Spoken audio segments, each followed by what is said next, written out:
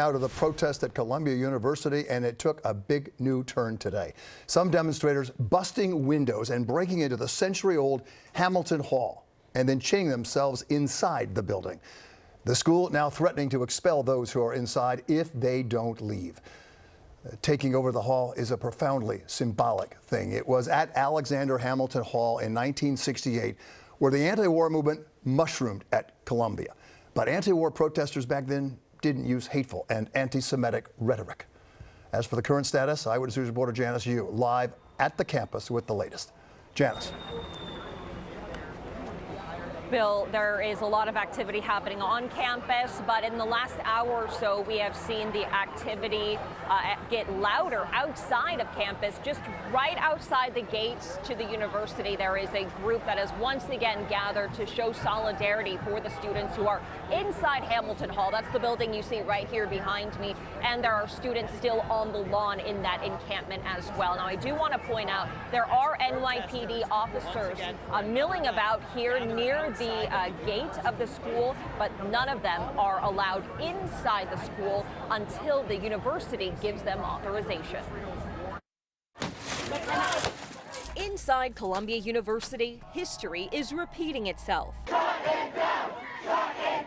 As pro-Palestinian demonstrators broke into Hamilton Hall, the same building student protesters seized 56 years ago during the Vietnam War. The doors still barricaded Tuesday afternoon, windows covered in newspaper as students sent up supplies in a basket. Student negotiators say this was done by an autonomous subgroup of the coalition that set up the encampment on campus.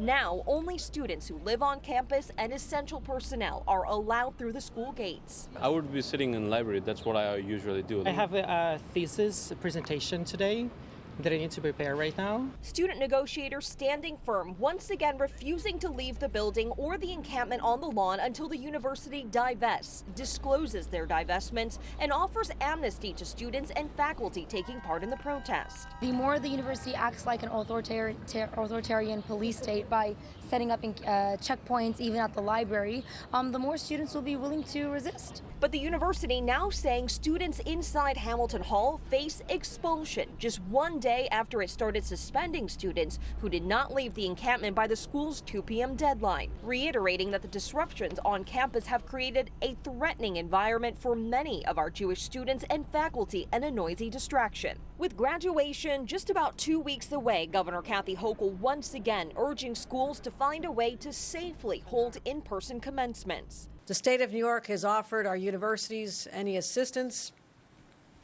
should they need them, but I've also sent a notice to our colleges and universities. Every student deserves to celebrate at a commencement. The NYPD says the university has not called them in for help. Several calls were made to 911 last night from campus, but when officers arrived, campus security told officers there was no imminent danger. There's an imminent emergency, someone screaming for help, someone needing assistance, being hurt. We will go on the property to address that situation. Well, the school started suspending students, including one of the main student negotiators, Mahmoud Khalid. He did show up to campus earlier today. I did ask him how he was feeling. He did not reply. But student negotiators do say they wish to continue negotiating with the school. They are open to it, but at this time, no talks have been scheduled. Live outside of Columbia University, Janice Yu, Channel 7, Eyewitness News.